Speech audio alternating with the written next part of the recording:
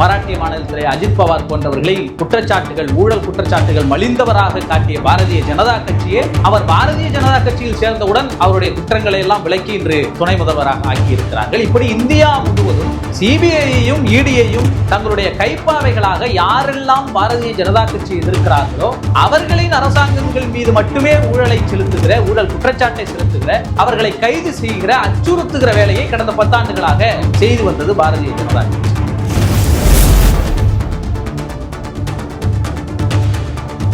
எங்கெல்லாம் பாரதிய ஜனதா கட்சி மாநிலத்தில் ஆட்சியில் இல்லையோ அங்கே அவர்கள் தங்களுடைய ஆளுநர்களின் மூலமாக ஆதிக்கத்தை செலுத்தி வருகிறார்கள் என்பது இந்தியா முழுவதும் கடந்த 10 ஆண்டுகளிலே நாம் காணக்கூடிய காட்சி. மனீஷ் சிசோடியா சார்பிலே வைக்கப்பட்ட வாதங்கள் என்பது இந்த வழக்கு அவர்கள் போட்ட வழக்கிலே குற்ற வழக்குகளாக இருக்கட்டும், பண பரிவர்த்தனை மோசடி வழக்காக இருக்கட்டும், இந்த வழக்குகளின் தண்டனையின் பாதியை, குறைந்தபட்ச தண்டனையினுடைய பாதி ஆண்டுகளை அவர் சிறையிலேயே கழித்து விட்டார். உச்சநீதிமன்றத்தில் 3வது முறையாக அவர் பதிவு செய்திருக்கிறார். காரணம், அக்டோபர் மாதத்திலே அவர் ஜாமீன் கோரி மனுவை தாக்கல் செய்த போது அந்த மனுவை நிராகரித்த உச்சநீதிமன்றம் கூடவே இன்னொரு தீர்ப்பையும் வழங்கியது. 6 மாதங்கள் அல்லது 8 மாத இடைவெளிக்குள் இந்த வழக்கை முடிக்க வேண்டும், விசாரணையை முடித்திருக்க வேண்டும் என்ற ஒரு நிபந்தனையை வழங்கியது. ஆனால் அப்படி அக்டோபரிலிருந்து இதுவரை அமலாக்கத்துறையும் சிபிஐயும் விசாரணையை முடிக்காத காரணத்தினால், வழக்கை தாமதித்த காரணத்தினால், வேறு பல காரணங்களை காட்டி ஜாமீனை நிராகரிக்க முடியாது என்று மனோஜ் சிசோடியாவுக்கு இன்று ஜாமீனை உச்சநீதிமன்ற நீதிபதிகள் வழங்கி இருக்கிறார்கள். Karim's biryani paradise at liberty and catering services, கோடம்பாக்கத்தின் அறுசுவை அடையாளம்.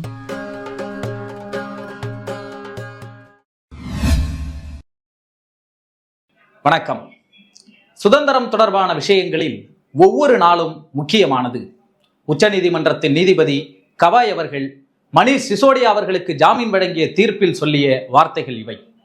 கிட்டத்தட்ட 1.5 ஆண்டுகளுக்கு பிறகு டெல்லியினுடைய துணை முதலமைச்சராக இருந்த மனீஷ் சிசோடியாவிற்கு ஜாமீன் வழங்கி உச்சநீதிமன்றத்தின் அமர்வு இன்று தீர்ப்பளித்தது. நீதிபதிகள் கவாய் மற்றும் விஸ்வநாதன் அடங்கிய அமர்வு நிபந்தனைகளுடன் கூடிய ஜாமீனை மனீஷ் சிசோடியா அவர்களுக்கு வழங்கி இருக்கிறது. டெல்லி மதுபான கொள்கை முறைகேடு வழக்கு தொடர்பாக டெல்லியினுடைய ஆளுநர், துணைநிலை ஆளுநராக இருந்த சக்சேனா அவர்கள் அளித்த புகாரின் அடிப்படையிலே பிப்ரவரி 26, 2023 கடந்த ஆண்டு கைது செய்யப்பட்டார் சிபிஐ மற்றும் அமலாக்கத்துறையால் மனீஷ் சிசோடியா அவர்கள். அதிலிருந்து தொடர்ந்து அவர் ஜாமீனுக்கு முயற்சித்துக் கொண்டிருந்தார். அவர் மீது ஊழல் குற்றச்சாட்டுகள் சுமத்தப்பட்ட போதும் கூட அவருடைய ஜாமீன் மனுவை தொடர்ந்து நிராகரித்து வந்தார்கள். இந்த 1.5 ஆண்டு இடைவெளிக்கு பிறகு இன்று இந்த முக்கியமான தீர்ப்பு வெளியாகியிருக்கிறது. டெல்லியினுடைய துணை முதலமைச்சராக பொறுப்பேற்ற மனீஷ் சிசோடியா அவர்கள் 3 முறை சட்டமன்ற உறுப்பினராக இருந்திருக்கிறார். இப்பொழுதும் சட்டமன்ற உறுப்பினராக இருக்கிறார். அவருடைய கடந்த காலம் என்பது ஒரு பத்திரிகையாளராக தொடங்கி பிறகு ஒரு வழக்கறிஞராக, இன்னும் குறிப்பாக 2011 காலகட்டங்களிலே அண்ணா ஹசாரே தலைமையிலே லோக்பால் மசோதாவை நிறைவேற்ற வேண்டும் என்று காங்கிரசினுடைய ஆட்சி காலத்திலே ஊழலுக்கு எதிராக ஒரு மிகப்பெரிய இயக்கமாக இந்தியா முழுவதும் நடத்தினார்கள். அந்த இயக்கத்திலே தான் அவர்கள் அரவிந்த் கெஜ்ரிவாலையும், ஆம் ஆத்மியினுடைய தலைவராக இருக்கக்கூடிய அரவிந்த் கெஜ்ரிவால் போன்றவர்களை, மனீஷ் சிசோடியா போன்றவர்கள் அண்ணா ஹசாரேனுடைய போராட்டத்தின் விளைவாக இணைகிறார்கள். அப்படித்தான் ஆம் ஆத்மி பார்ட்டி பின்னாளிலே உருவானது. இந்த ஆம் ஆத்மி கட்சியினுடைய உருவாக்கிய தலைவர்களில் முக்கியமாக இருந்தவர் மனோஜ் சிசோடியா அவர்கள். அவர்கள் துணை முதலமைச்சராக இருந்தபோது அவருடைய நிர்வாகத்தின் கீழ் பொதுப்பணித்துறை, அது கட்டடங்கள் துறை மற்றும் நீர்வளத்துறை, இப்படி பல்வேறு துறைகள் அவர் பார்த்து கொண்டிருந்தார். அதிலே முக்கியமான துறை கலால் துறையும் ஒரு முக்கியமாகும். இந்த கலால் துறையில் மதுபானங்களை விற்பனை செய்வதில் தனியாருக்கு ஒதுக்கீடு செய்வதிலே மிகப்பெரிய அளவிலே ஊழல் நடந்திருக்கிறது. தனியாருக்கு ஒதுக்கீடு செய்வதிலே அவர்களிடத்திலே பண பரிவர்த்தனைகள் நிறைய நடந்திருக்கிறது.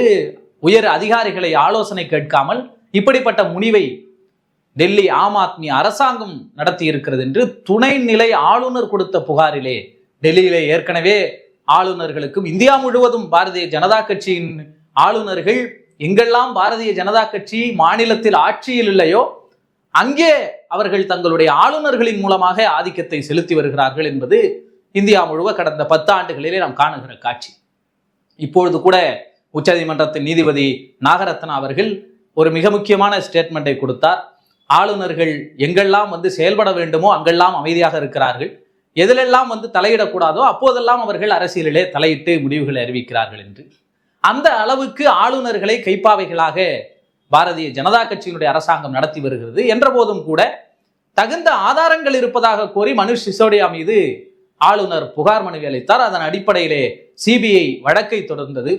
விசாரணைக்கு முன்பாகவே அவர் தன்னுடைய அமைச்சர் பதவியை ராஜினாமா செய்தார். விசாரணைக்கு ஒத்துழைக்கவில்லை என்று கோரி அவரை சிறையில் அடைத்தார்கள். டெல்லி திகார் சிறையிலே கிட்டத்தட்ட அவர் சிறையில் அடைக்கப்பட்டு 17 மாதங்கள் கடந்து விட்டது. இந்த முறைகேடு வழக்கிலே தான் சஞ்சய் சிங், அதே ஆம் ஆத்மியை சேர்ந்தவர், இப்பொழுதுதான் அவருக்கு ஜாமீன் கிடைத்தது. இன்னும் சொல்ல போனால் டெல்லியினுடைய முதலமைச்சராக இருக்கிற அரவிந்த் கெஜ்ரிவால் அவர்கள் இந்த வழக்கிலே கைதாகி சிறையிலே இன்னும் இருக்கிறார். அவருக்கு ஜாமீன் வழங்கப்பட்டது, பிறகு ஜாமீன் ரத்து செய்யப்பட்டு மீண்டும் அவர் உச்சநீதிமன்றத்தின் சார்பிலே அவர் சிறையிலே அடைக்கப்பட்டுள்ளார். இந்த வழக்கிலே சிபிஐ அவர் மீது வழக்கு தொடர்ந்த போது ஒரு 15 பேரை குற்றவாளிகளாக அடையாளம் கண்டது. அந்த குற்றப்பத்திரிகையில் இருந்த 15 பேரில் A1 குற்றவாளி, முதல் குற்றவாளியாக மணீஷ் சிசோடியாவினுடைய பெயர் தான் இடம்பெற்றிருந்தது. இந்த மணீஷ் சிசோடியா ஊழல் செய்ததற்கான, பரிவர்த்தனை வழங்கியதற்கான, அவர்களிடத்திலே பேசியதற்கான ஆதாரங்கள் வலுவாக எங்களிடத்தில் இருக்கிறது என்று அமலாக்கத்துறை சொல்லி இருக்கிறது, சிபிஐயும் சொல்லி இருக்கிறது.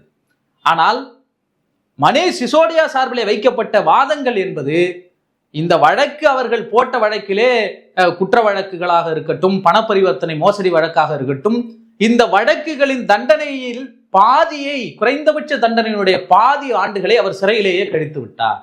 ஆனால் இன்னும் விசாரணை முடிந்தபாடில்லை. எனவே இவ்வளவு நீண்ட கால இடைவெளியை அவர் சிறையில் கழித்ததனால் ஜாமீன் வழங்க வேண்டும் என்கிற கோரிக்கை மணீஷ் சிசோடியா சார்பிலே வைக்கப்பட்டது. அவருடைய வழக்கறிஞர் சிங்வி அவர்கள் ஆஜராகி இந்த வாதங்களை முன்வைத்தார்.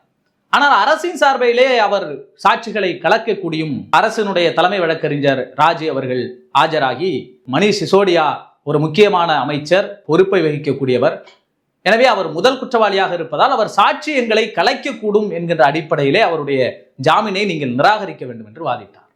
ஆனால் உச்சநீதிமன்ற நீதிபதிகளுக்கு இது மிகப்பெரிய ஒரு கோபத்தை ஏற்படுத்தியது. காரணம், இந்த வழக்கினுடைய ஜாமீன் கோரிய மணீஷ் சிசோடியாவினுடைய வழக்கு என்பது 3வது முறையாக அவர் ஜாமீனை உச்சநீதிமன்றத்திலே பதிவு செய்திருக்கிறார். ஏற்கனவே கீழமை நீதிமன்றங்கள் அவருடைய ஜாமீனை தொடர்ந்து மறுத்து வந்தது.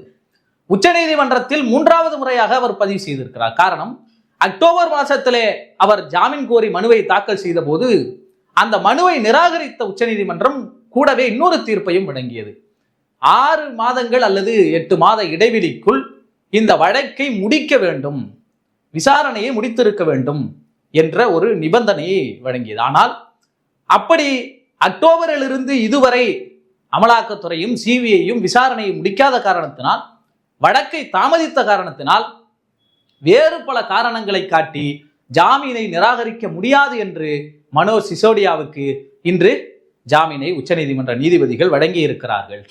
நிபந்தனைகளுடன் தான் அவர்கள் அந்த ஜாமீனை வழங்கி இருக்கிறார்கள். அவர் தன்னுடைய பாஸ்போர்ட்டை ஒப்படைக்க வேண்டும், வாரம் திங்கட்கிழமைகளில் காவல் நிலையத்திலே கையெழுத்திட வேண்டும். இப்படிப்பட்ட நிபந்தனைகள் அவருக்கு 10 லட்சம் ரூபாய் அபராதத்துடன் அந்த ஜாமீன் தொகையோடு ஜாமீன் வழங்கப்பட்டிருக்கிறது. ஆனால் எதிர்த்தரப்பிலே அரசின் சார்பிலே வைக்கப்பட்ட முக்கியமான கோரிக்கையை உச்சநீதிமன்றம் நிராகரித்தது. குறிப்பாக அவர் ஆம் ஆத்மி கட்சியினுடைய அலுவலகத்திற்கு செல்லக்கூடாது என்கின்ற ஒரு கோரிக்கை. இந்த கோரிக்கையை உச்சநீதிமன்றம் நிராகரித்திருக்கிறது. அவர் செல்லலாம் என்று சொல்லி இருக்கிறார். குறிப்பாக ஊழல் என்று எடுத்துக்கொண்டால், ஊழலை வெண்மையாக கூடிய, அவர்களை புனிதர்களாக்கக்கூடிய ஒரு வாஷிங் மிஷினை பாரதிய ஜனதா கட்சி வைத்திருக்கிறது என்று இந்தியா முழுவதும் எல்லோருக்கும் தெரிந்த ஒரு விஷயமாகவே பிரச்சாரம் செய்யப்பட்டது. அதுதான் உண்மையும் கூட. நேற்று ஊழல்வாதிகளாக இருப்பார்கள், வேறு கட்சியிலே இருப்பார்கள், அவர்கள் பாரதிய ஜனதா கட்சிக்கு வந்தால் அவர்களுடைய ஊழல்கள் நீக்கப்பட்டு அவர்களுக்கு பொறுப்புகள் வழங்கப்படும். அவர்கள் நாடாளுமன்ற உறுப்பினர்களாக ஆக்கப்படுவார்கள், சட்டமன்ற உறுப்பினர்களாக ஆக்கப்படுவார்கள், அல்லது அவர்களுக்கு அமைச்சர் பதவிகளோ துணை முதலமைச்சர் பதவிகளோ வழங்கப்படும். முதலமைச்சர் பதவியை கூட பாரதிய ஜனதா கட்சி கொடுத்த வரலாறு எல்லாம் உண்டு.